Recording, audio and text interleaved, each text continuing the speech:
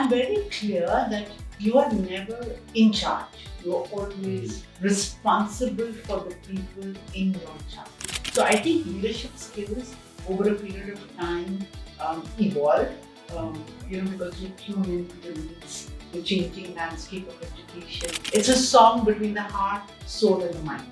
And if that is not in sync, then I don't think we should be reaching at all. Hello everyone, welcome to another episode of Beyond the Bubble. For today's episode, we are delighted to have Ms. Sabreena Talwar, the Director Principal of Maharashtra International School, Charmwood. Today, we'll delve into the journey of her education sector, her experiences, her challenges which she has faced. Welcome, ma'am. Thank you, Samrat. Can you share your journey into education sector and what motivated you to pursue your career in this? So that's a very interesting question. Thank you for asking that. I think it started when I was in school way back. I think one of the things I realized is I was motivated for some subjects and I wasn't kind of motivated for the others. And so I had two choices, either to get into, to become a specialist in forensics or to take up teaching. And I think teaching at that time, this is way back in the 80s, was a better bet for a lot of reasons. And I started my teaching career in an ISC school in the hills. And then I moved to the British school and I got better because I got trained by some of the best minds. And then after that, I moved to another school, which is a CBSE school, which is Vasant Valley. And then I was at Aravali Pathways, where I got the degree program. And I'm not taking into the fact that, 5 years I was working with a publishing house again to do with pedagogical. What fascinated me is what happens in the classrooms and how impactful a teacher or an educator can be, when she deals with 25, 20, 30 kids in a classroom. And I think for me that was fascinating. And each time I grew as a professional, I could see the direct impact that I had on the students, and that is how I stayed on in school education. Yeah, that's so cool. Yeah. So, since you've held leadership roles in several educational institutions, how would you describe your leadership approach?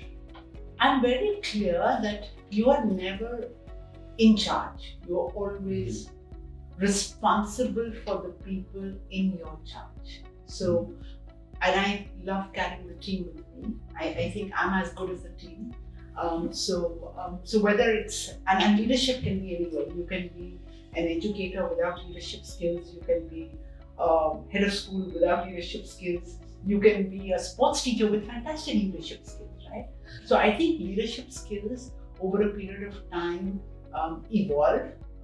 Because you tune into the needs, the changing landscape of education. And I think for me, it's been a fantastic journey. So if I was to look at myself as a classroom teacher, and I go way back, the way I taught Macbeth in, let's say, 1989, I would never teach today. But that has also been my evolution as an educator. And then as a classroom leader, with developing leadership skills. How do I cater to the needs of every? And I think this is really true. So as I look at today, I look at all educators as my classroom. I see myself as a CI. What are the needs? What do I need to do? How do I need to make them develop? What is it I need to what kind of training do they need? How do we support them? So it's not about saying so much as this is what you can't do, but what is it that the skill set that you have that we work with, right? And what I love about, which I think is fantastic about Manav Rachna is, this is a tagline that I've used time and again, is Manav Ki Rachna, we shaping lives. So we shape lives. So like the screen rightly says, we help create, shape lives to help students uncreate. And become their unique self, so that they choose their own color, become their unique person, and have a voice and have their own views. And that is what we do at Maharashtra. And I think our organizational values are so fantastic, the 5 values that we have, that they should and will be percolating every aspect of me as in the position that I am, or the team that we have here, as because it's not only just Manav International School's values, they are the organizational values that comes from MRI institution. So, from a student's point of view, what do you think are the main challenges school face when it comes to designing a curriculum and making sure teachers are effective? And how do you think these issues can be fixed?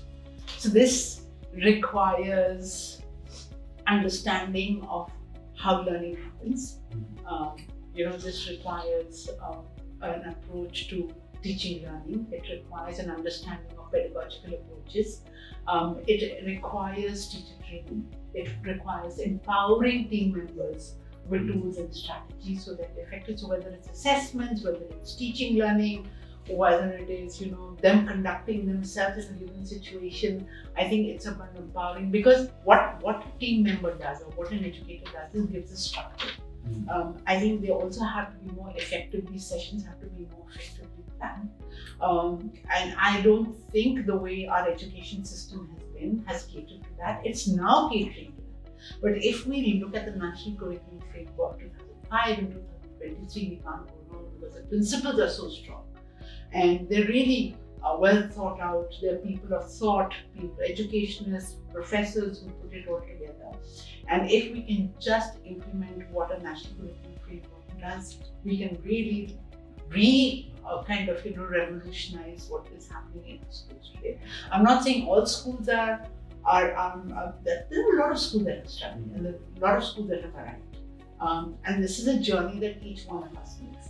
And teaching today is no longer just a noble profession. It requires it's a song between the heart, soul, and the mind. And if that is not in sync, then I don't think we should be teaching at all. Yeah. Looking ahead, what do you see as the key trends that will shape the next decade in this sector? Oh, there is a huge realization that it's not content, but as much as skills, which is really important. Concept-based teaching has become, concept clarity has become huge. AI, I think it's about effective use of AI. Again, for the teachers as well as, the educators as well as for students, they need to be ethical users of AI, understanding the responsibility that each one of us has on our shoulders. I hope we can bring about policy changes, and I think there are lots of schools that are bringing policy changes. I hope the governments can kind of come together to talk about policy changes. There is a revolution that is taking place. It is about empowering educators, and I hope this escalates in every part of the globe, because at the center, like I said, is the student is at the core, and the future is ours to shape. Yeah. Thank you so much, ma'am, for your valuable insights. I personally really like talking to you. Okay, so we'll see you in the next episode with a new guest in the Beyond the Bubble. Till then, bye-bye.